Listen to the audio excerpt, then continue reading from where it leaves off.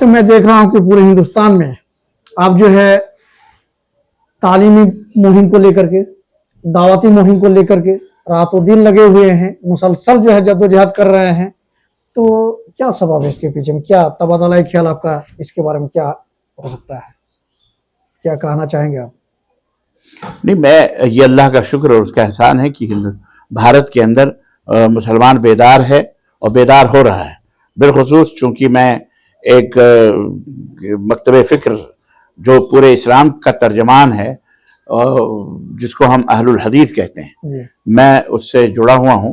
اور بحیثیت اہل حدیث، قرآن و سنت، اہل حدیث مطلب قرآن و سنت. ویسے تو ہم اہل السنت والجماعہ ہم ہی ہیں، ہم ہیں اہل السنت والجماعت، عملی طور پر بھی، قولی طور پر بھی، اور اعلان کے طور پر بھی.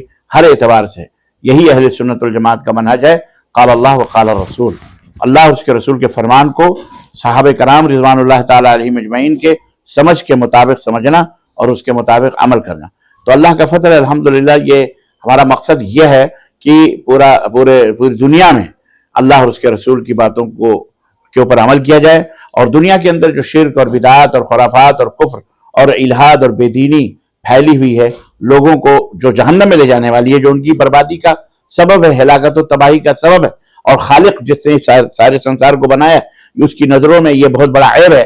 اس عیب سے اور اس برائی اور اس گندگی سے نکال کر طہارت اور صفائی کی طرف لانا اور انہیں بہترین اور سچ جیون کی راہ بتلانا، یہ ہمارا مشن ہے. اور الحمدللہ ہم اس میں کامیابی کے ساتھ چل رہے ہیں. اللہ کا شکر ہے اور اس کا احسان ہے.